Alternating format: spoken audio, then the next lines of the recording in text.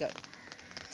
Hi, I'm Lippy. I'm a shamanic healer, and in today's video I would like to share with you one thing you can do to stop enabling abuse. Now, when I say one thing, I don't mean the one and only thing. I certainly don't mean that there's only one thing you do and wow, snap, you're out of abuse, because abuse is a very insidious and complex thing. And I don't believe in band-aid solutions for situations where you actually might need surgery. What I mean is there's this one thing you can do that would start you on the path to more freedom, that would start you on the path to releasing yourself from abuse. And the idea for I'm actually planning to create a video series called One Thing. And the idea behind that was that when we're in a situation that's abusive and we start trying to understand how to get out of the situation, we're usually bombarded with lots of information and we are told to do n number of things. And usually, because we're already so overwhelmed with what's going on, we find that we're not able to do any of these things. It sort of shuts us down to be overwhelmed in this way. And as a result, we know a lot. We know what's happening. We know, what the abuser is doing. We understand what narcissism is or a sociopath is, but we're unable to really take any meaningful action. So, okay, lost my train of thought there for a moment. I'm back.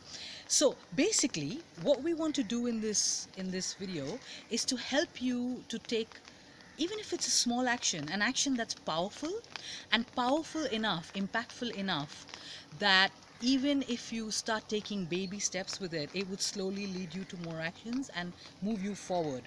Now, the other thing I want to clarify is what I mean when I say enabling abuse. And I want to make it very, very clear that I don't want to use blaming or shaming statements that imply that, because you're unable to get out of abuse, you are somewhere enabling it. What I mean in this case is enabling behavior that is either unconscious or that is behavior that is well-meaning. You don't realize that it's enabling the abuser further, or even unconscious or compulsive, in which case there may be situations where you have a lot of deep emotional wounding and you're not able to really behave in a way that would be more conducive to you getting out of the abuse. I don't in any way mean to shame victims of abuse. I do believe that abuse is very, very insidious, it's very complex, and uh, you know it must be handled the victims must be handled very, very sensitively and very gently and with a lot of compassion. So that's not what I mean by enablers. There are enablers who will go, they are deliberate and they're manipulative and they enable abuse because they somewhere have a vested interest, and that is not who this video is for. But this video is for people who are in a situation where the abuse is getting worse, it's escalating, because they're unable to understand the right way, the right behavior that is going to help them to come out of it. Now,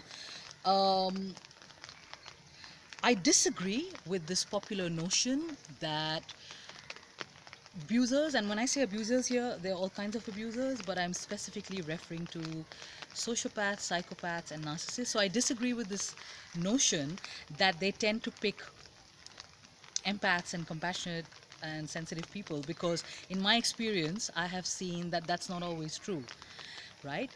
However, this video is specifically for empaths, compassionate people, sensitive people, and the reason is because well, I'm a sensitive person, I'm an empath myself, and I have seen this. I've spoken to lots of people who are emphatic, sorry, excuse my word, emphatic. I've spoken to lots of people who are highly compassionate, and we all seem to have something in common, and that is we tend to view how someone behaves in a particular way, and that way that the way we view or the way we process people's behavior is what I call the why.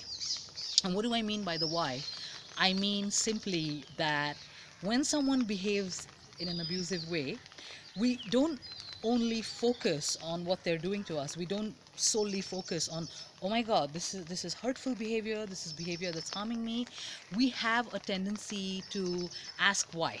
Why are they behaving this way? Maybe they had a bad childhood, maybe they were abused themselves, maybe they had a bad day, or maybe there's something within them that they're not able to control. Maybe they have a compulsion to be abusive. And there's nothing wrong with that. There's nothing wrong with asking why, because this is how we are wired. This is how a compassionate, sensitive, emphatic person is wired. We are wired to ask why. We are wired to see behind the facade of anger and the facade of abusiveness to the pain below. And that's fine. There is nothing wrong with that. But sadly, this very good quality that we have is often used against us when we are at the receiving end of abusive behavior.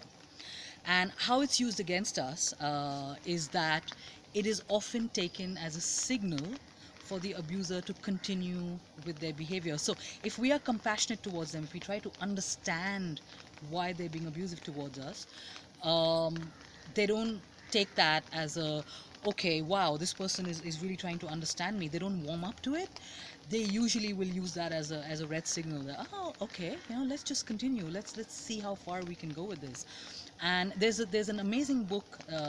Again, I love giving you these references. And there's this amazing book called Character Disturbance by Dr. George Simon. I'm gonna copy paste it down in the comments below.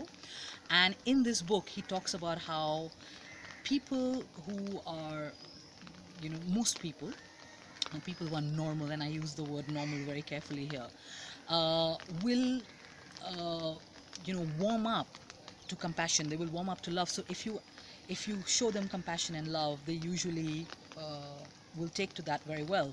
However, people who are abusive or dangerous or manipulative will use that against you. They will use your very own compassion against you.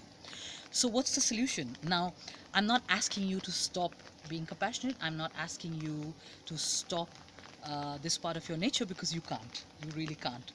You can't be anyone other than who you are. But what you can do is realize the irrelevance of the why.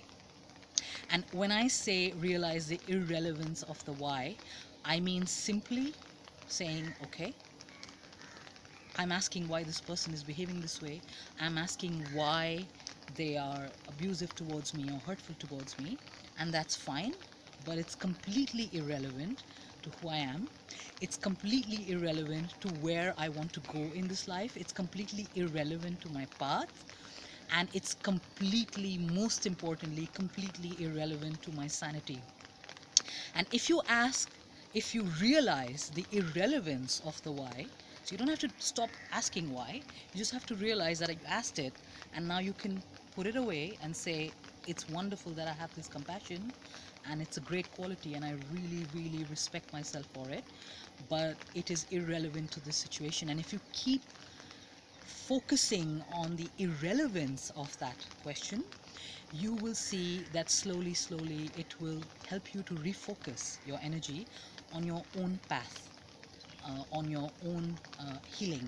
And as I said before, I'm not saying that this is the ultimate solution to abuse, but it definitely is a great starting point, a very powerful starting point. And I hope that you will use this information, and I hope it's going to help you in any way it can. I thank you very much for listening. It's been great shooting this video, and I have to thank my bestie is shooting this video right now, and I have to thank this poor woman is standing there in the rain with an umbrella holding the camera for me, and I really, really appreciate that. So thank you, and I look forward to seeing you in the next video. Goodbye.